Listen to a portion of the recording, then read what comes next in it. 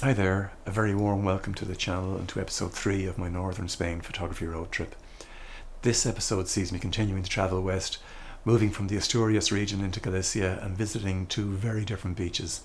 One sandy and smooth with swimmers and surfers, and the other, which is without doubt my favourite location of the 3 weeks, rocky and wild with the most amazing geology and rock patterns, and where I captured some of my favourite images. If you're into seascape photography and particularly long exposure seascapes, be sure to stick around to the end for some spectacular images. My first location was this sandy beach. I virtually had the place to myself. When I got there it was early afternoon and the tide was out, and I have to say I really struggled to find a composition that I liked.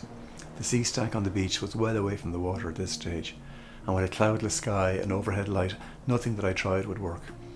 One thing that caught my eye was the way the water had pooled in some dips in the sand, and I tried to find a viewpoint that would allow me to make use of the pools of water with the rocks and the waves in the background.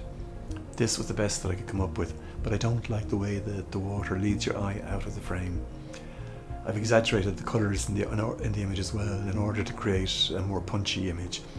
I used gradient mask in order to have a different colour balance for the sea and the sand and to further increase the colour contrast. And as the tide started to roll in, I was able to photograph the main sea stack. I've gone for a similar treatment on this one, but also created a second version where I tried a more subtle, slightly warmer look. Have you a preference? Let me know in the comments.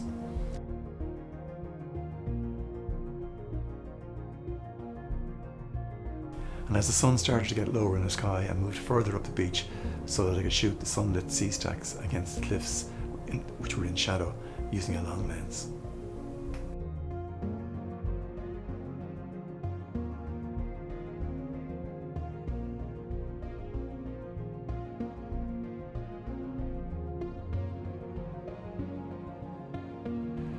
I love the almost smoky effect in the water in this shot, brought on by the 8-second shutter speed. I decided to go for a high contrast black and white look, playing around with the black and white mix in Lightroom. Please excuse the sensor spots, the dust on the image. This is still a work in progress.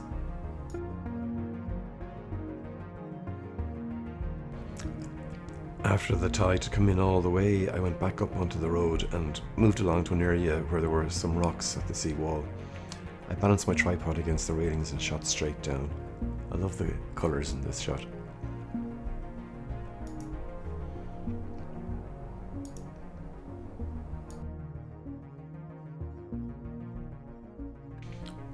As the sun went down and the lights came on in the beach bar, they created a wonderful colour contrast to the deep blue of the sky and a gorgeous glow. The next morning the weather was more like something I'd see at home. I decided to head to my next location and wait it out in the van.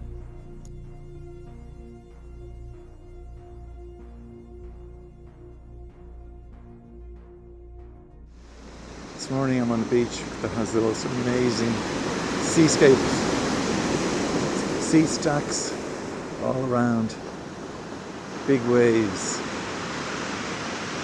But if I pan over here and I come down to these amazing rocks with incredible patterns,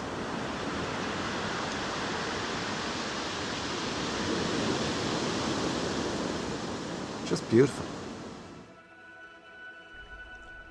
I don't know if these pebbles on the cliff wall were placed there once by someone or just thrown up by the waves, but they kind of remind me of nesting birds just perched on the edge of the cliff.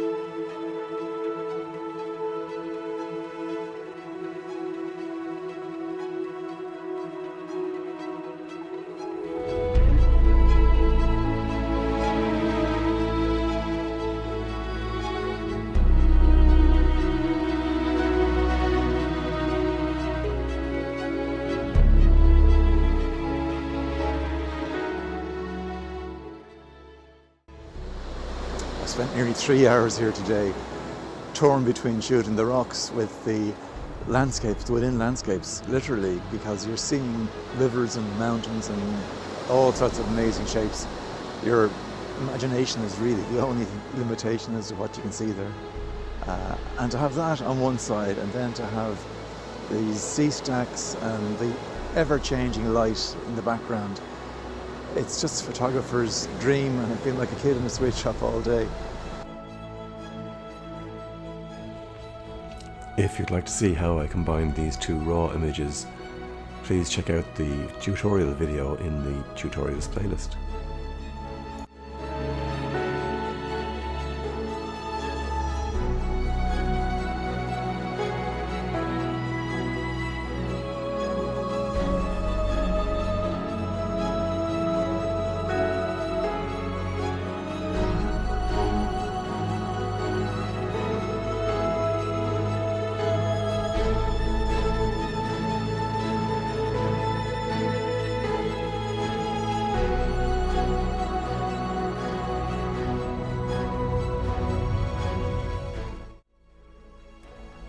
This photo and the next one are two of my favourites from the whole trip.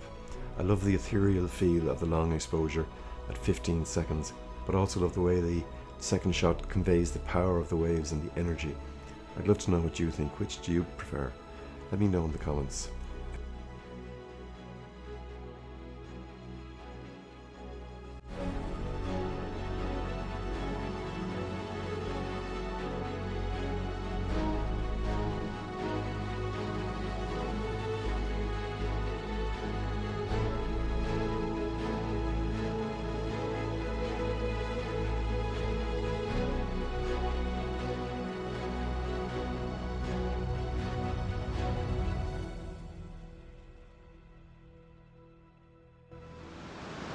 There's really only one problem with this location, and that's when you're finished taking photographs.